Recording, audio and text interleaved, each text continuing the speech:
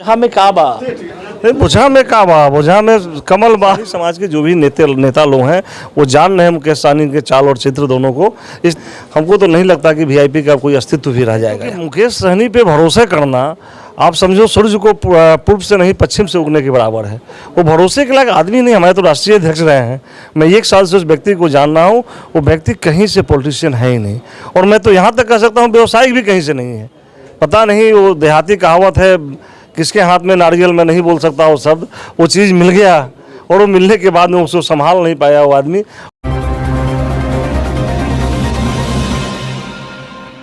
आज मुजफ्फरपुर के बुझा में जो उपचुनाव होना है, इसको लेकर हर पार्टी जो है अपने अपने तरफ से पूरा जोर आजमाइश कर रही है। रस्साकसी की स्थिति है और क्षेत्र में जिस प्रकार की स्थिति दिखाई दे रही है, उस स्थिति को लोगों को अपने पक्ष में करने के लिए पार्टी अलग अलग नेताओं को जनसंपर्क के लिए भेज रही है। अभी हमारे साथ बिहार के एक ऐसी आवाज है जिनकी आवाज अभी फिलहाल बिहार में सबसे ज्यादा सुर्खियों में रही है। जी हाँ, भाजपा के विधायक डॉक्टर राजू कुमार सिंह हमारे साथ हैं। सबसे पहले इनका बहुत बहुत स्वागत करते हैं। बहुत बहुत धन्यवाद सर। सबसे पहले तो भाजपा में आप आ गए हैं और इस बार जो है कमान भी संभाल चुके हैं बुझा के चुनाव का। तो बुझा में फिलहाल अभी क्या स्थिति दिख रही है? मतलब बुझा में काबा नहीं, बुझा में काबा, बुझा में कमल बा, और बुझा की स्थिति है कहीं से भी ये कहने के लिए बाहर में इधर उधर लोग बोल रहे हैं। अभी तो घूमने से देखने को वही लग रहा है कि पूरा भाजपा में है। भारतीय जनता पार्टी की उम्मीदवार बेबी देवी यहाँ से चुनाव लड़ रही है, और बेबी खुद अपने आप में भी लोकप्रिय है, और पार्टी की लोकप्रियता देश दुनिया में जितनी आगे बढ़ी हुई है, तो यहाँ के लोग भी उससे अछूते थोड़ी ही रह गए हैं।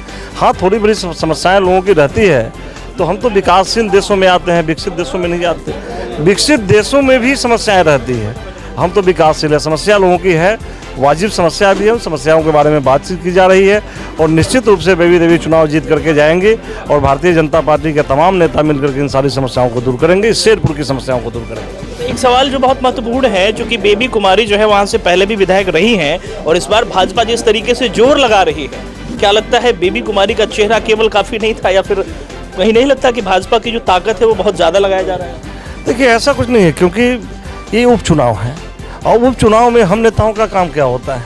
लोगों के बीच जाना, लोगों की बातों को सुनना, लोगों की समस्याओं को सुनना, उसके समाधान के बारे में कोशिश करना, और यही कार्य के तहत जो है सारे आज पूरे बिहार के लोग यहाँ पे बुझा में उपस्थित है, क्योंकि एक जगह ही चुनाव हो रहा है और सब उपस्थित है। सब लोग जब अपने अपने स्तर से घूमेंगे, देखेंगे, अपने लोगों के बीच जाएंगे, अपने समाज के बीच जाएंगे, तो समस्या का जब पता चलेगा, उस समस्या को लेकर के बेबी जी को मदद करने की कोशिश करेंगे, या बेबी जी को फिर याद दिलाने की कोशिश करेंगे कि उस समस्या का समाधान हो। ऐसे में निश्चित रूप से कह सकता हूँ कि बेबी जी अपने आप में ही सक्षम थे यहाँ के चुनाव को जीतने के लिए, लेकिन हमारा जो काम है उस कार्य को हम लोग कर रहे हैं।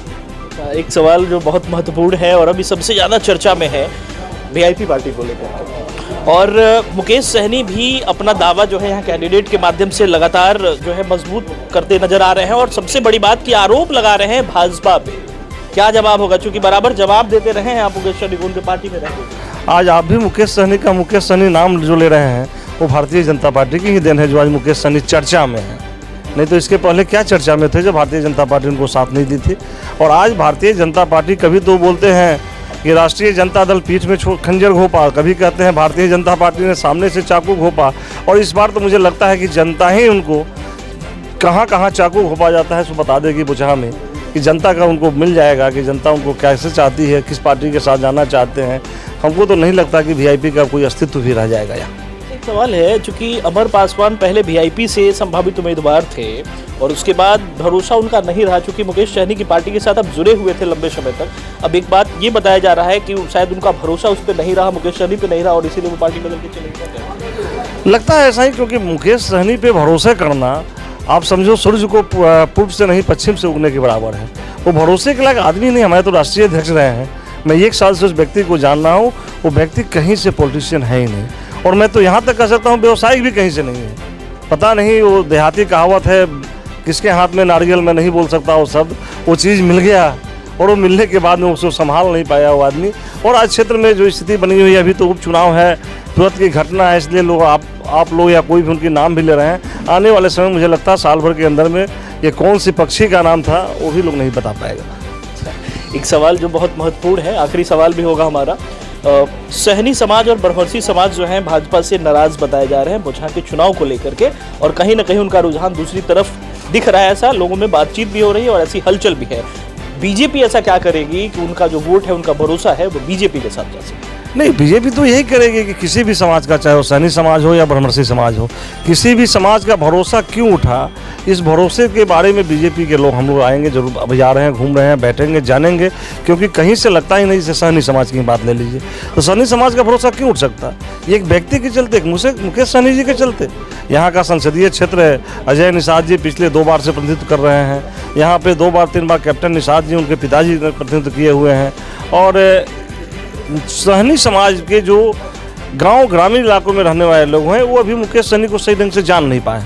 यहाँ के जो लोग, कल ही तो मैं आप लोग के माध्यम से टीवी पर देख रहा था, एक सहनी जी बोल रहे थे कि वो तो दुकान खोल के बैठने वाले लोग हैं, और उस दुकानदारी पे वो भी गए थे खरीदारी के लिए, लेकिन उतनी पूंजी नहीं दे पाए जितनी डिमांड थी, और लौट करके चले आए। तो यहाँ के सहनी समाज के जो भी नेता लोग हैं, वो जान रहे हैं मुकेश सहनी के चाल और चित्र दोनों को। इसलिए सहनी समाज के बीच में बातें अब जा रही है, जोर शोर से जा रही है, ताकि गांव में रहने वाले लोग इस चीज़ को समझ पाएँ। और ये भी लोग जान पा रहे हैं कि सहनी, आप जानते हैं, मतजीवी कमेटी जो थी मछुआ, जो सिर्फ मछुआ पर आधारित लोगों के लिए बनी हुई थी, उसके मंत्री होते थे जो सहनी समाज के लोग होते थे, उसको भी ये मुकेश सहनी ने खत्म कर दिया था। मुकेश सहनी जी उसमें भी जनरल आवेदन देने लगा था। जनरल आवेदन से होता क्या, मंत्री कोई बन सकता था, कोई प्रशासनिक पदाधिकारी मंत्री बनते, और प्रशासनिक पदाधिकारी मंत्री बनने का कारण क्या था? सिर्फ कि वो अपने समाज से पैसे नहीं हट पाते थे, पदाधिकारियों से पैसे हट पाते। तो ये सहनी समाज के बीच में मैसेज चला गया है।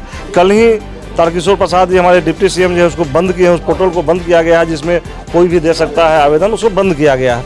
इसलिए सहनी समाज की बात हुई। और जहाँ तक ब्रह्मर्षि समाज की बात, मुझे भी हमारे बहुत सारे इष्ट मित्र और इस जिले के बहुत सारे वैसे सहयोगी हैं जो ब्रह्मर्षि समाज से आते हैं, बहुत बड़ी संख्या में।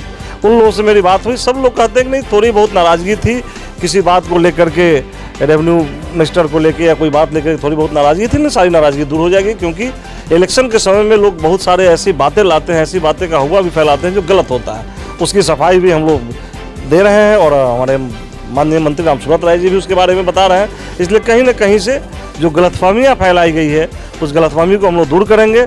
और ये समाज जो है, सहनी समाज, ब्रह्मर्षि समाज, जो मूल रूप से एनडीए का वोटर रहा है, इस चुनाव में एनडीए का वोटर रहेगा निश्चित रूप से। राजू सिंह, डॉक्टर राजू सिंह जिनका नाम है, दरअसल वो एक्शन और खास करके एग्रेसिव पॉलिटिक्स के लिए जाने जाते हैं। और इस बार बुचहा के चुनाव को उनके एग्रेशन के मुताबिक क्या प्लान हो सकता है जीतने का?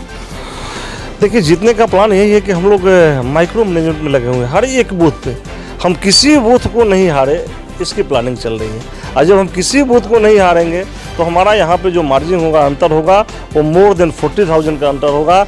और ये एग्रेसिवनेस मुझे लगता है कि यहाँ के एक एक खर्चकर्ताओं में देखने को मिल रही है, सिर्फ नेताओं में नहीं, एक एक लोगों में। मैं भी शेरपुर के इलाके का भ्रमण कर रहा हूँ, और शेरपुर इलाके में जो देखने को मिल रहा है कि लगभग हर 15-20 साल से ऊपर का नौजवान आतुर है एकदम। वोट देने वाला नहीं है तो वोट दिलवाने वाला जरूर है, वो भी आतुर है कि मैं कैसे यहाँ पे ज़्यादा से ज़्यादा वोट से, यहाँ पे अभी तक भारतीय जनता पार्टी के उम्मीदवार नहीं चुनाव जीत पाए थे, इसलिए भारतीय जनता पार्टी के उम्मीदवार को मैक्सिमम वोटों से, जो अभी तक जिला में जो सबसे बड़ा वोट का मार्जिन रहा है, उससे भी बड़ी मार्जिन से यहाँ से चुनाव जीत कर जाएंगे। और मुझे लगता है कि निश्चित रूप से उन सबों की मनोकामनाएँ पूरी होगी। चलिए, बहुत बहुत शुक्रिया आपका, धन्यवाद। डॉक्टर राजू कुमार सिंह थे, विधायक साहिबगंज, और एग्रेसिव पॉलिटिक्स के लिए जाने जाते हैं। और इनका जो प्लान है उसके मुताबिक ये दावा कर रहे हैं कि लगभग 40,000 वोटों से बुचहा का चुनाव जो है वो बीजेपी के पक्ष में जाएगा। समय बताएगा आखिर स्थिति किस तरह की बनती है। आप देखते रहिए हर एक अपडेट के लिए न्यूज़ एक्सप्रेस इंडिया। नमस्कार।